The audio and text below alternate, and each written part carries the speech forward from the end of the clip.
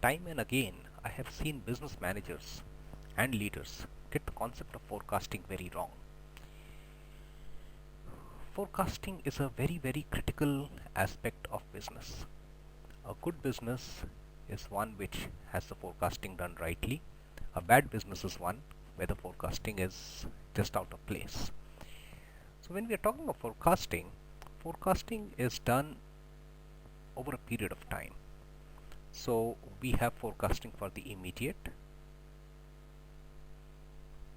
requirements, we have forecasting for the short-term requirements, and we have forecasting for the long-term requirements, which is the most challenging bit of forecasting, and that is called forecasting for the future. So obviously all forecast is for the future, but forecasting for the really long-term scenarios is what I call as forecasting for the future. Now, what do we mean by immediate? What is the kind of questions that we have to answer when we are looking at immediate needs? The focus here is to utilize the production capacity or to beat the competitive environment which is prevailing. When we are looking at short term, we are looking at how do you add, the question here is how do you add more products, variants into your existing category or new categories, and you look at how do you buy resources. Resources means more production, more finance, how do you get them? That's about the short term forecasting. And when you're looking at long term forecasting, you have to look at the opportunities that are there in front of your organization or the opportunities that you have to grab by investing into new technologies or new products. So forecasting, if you see, all of it is about one fundamental thing, which is about timing. The basic skill behind forecasting is timing. Now people can take it in the garb of strategy. They can say timing is all about getting the strategy right, but still I would say that this is all about forecasting. It's all about how do you get your forecast right, and if you get your forecast right, you will be able to profit in this whole scenario. So let me take an example. If you look at a company like Iridium, this was an organization launched by Motorola for communication in a total global scenario, with a lot of satellites launched to make this happen. Satellite phones were made and all, but this was a technology which was well ahead of time. A good concept, a good idea, well ahead of time, and therefore it failed. Next, we can take of something like a pager.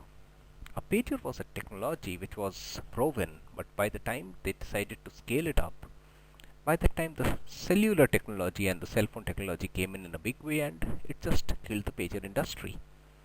At that time, what happened actually was that here was a proven technology which perhaps was a laggard. They didn't scale it up much ahead, did not add more technologies to it, and therefore it felt a casualty, being defeated by time. They were behind time. It was a laggard. So it's very important that when you are doing your forecasting, you have to time it right. Should not be ahead of time, should not be behind time. You have to time it right, and this is, I believe, timing it right is a key business capability that leaders have. This is not known well enough, but organizations which time it right, business leaders who can phase it in a right manner, are the ones who actually make their organizations grow. Now, if we look at why is forecasting so difficult? Why is it so difficult?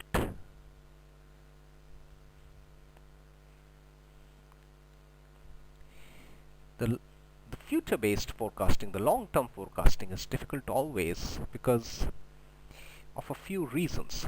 First is that you really don't know which way the world is going to move. You might make your assumptions, you might make your guesses, you might make your scenarios, but you really don't know. For example, try to answer the few questions which I am listing down. Will Tesla dominate the car industry, the car or the power sector? We don't know the answer to that. Will 3D printing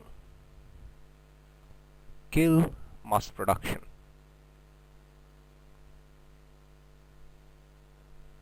We really don't know the answer to that. How, when, why, what will happen? Will consumerism, as it is practiced today, take a back seat and the world will move towards giving, not consuming? We really don't know the answer to that.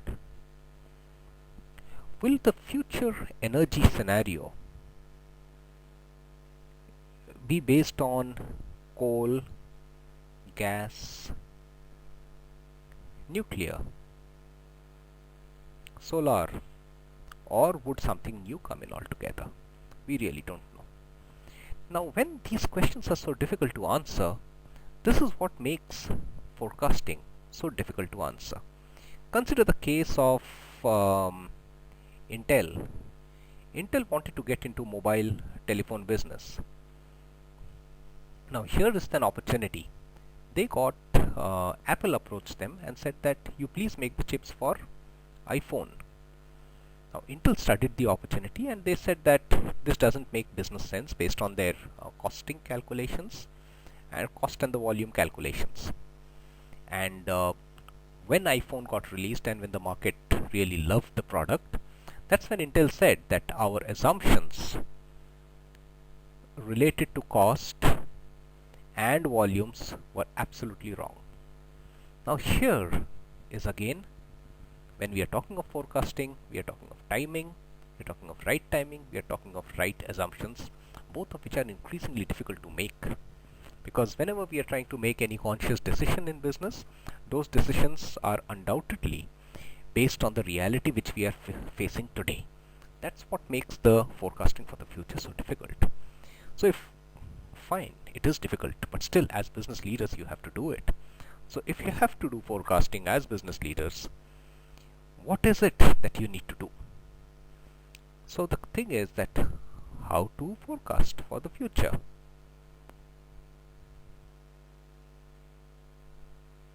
So there are a series of 5 steps that you need to take to forecast properly for the future. First, you need to identify correctly what are the drivers of your business.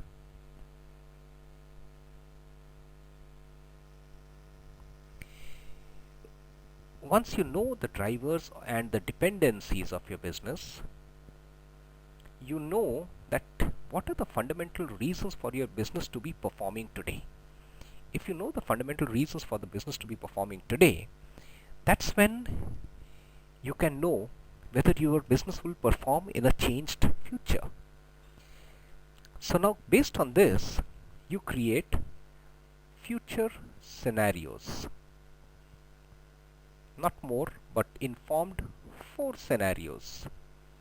And see if your future, if the future moves in the direction of scenario 1, scenario 2, scenario 3 or scenario 4, you should know what is the way you are going to guide your business depending on whatever be the scenario in which your business is moving, and monitor these scenarios. It's not enough to keep it, but you got to monitor the macroeconomic trends, the technology trends, the political scenarios, the realignments across nations, the treaties which are being signed at a global level, the disruption which is happening worldwide, the demands of the increased population, the scarcity which is going to exist, the raw material supply, every bit of it. You need to know what is your future scenario, what are the dependencies of your future scenarios, how is your current business going to be impacted, and keep a watch on this, very very close watch and monitor that.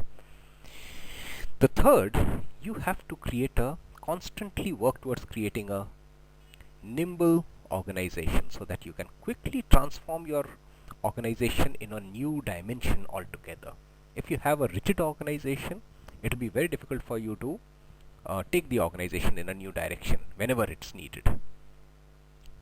Fourth, what you need to do is to invest in technology, people, and R&D. So when you invest in technology, people, R&D, automatically you are aligned to the cutting edge. Automatically your business is not only about operations, but it's also about knowing what is the future going to be.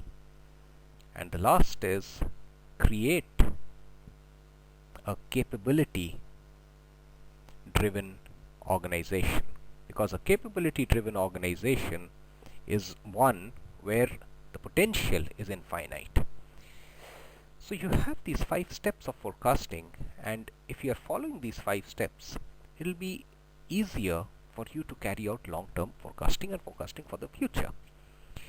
Now remember, I always say that the biggest mistake in business that we have done is to get guided by a financial accounting metric, which is profit is equal to revenue minus cost. Remember that this is a financial metric. Actually, if you are as a business leader, your metric has to be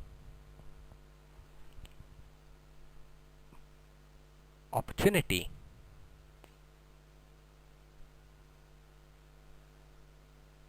minus potential is equal to lost profit. Never look at profit as a number. So if your potential is of 100 and the opportunity in cash that you have is of 30, all said and done your lost profit is of 70. So as a business manager, I would always recommend keep this in perspective from the financial numbers side, but don't drive your business based on this fundamental. Drive your business based on this calculation of lost profit, because that is what will spur your teams to action. Forecasting for the future is one of the very tricky things which all business managers have to get into. All business leaders, business managers. Is it different from strategy?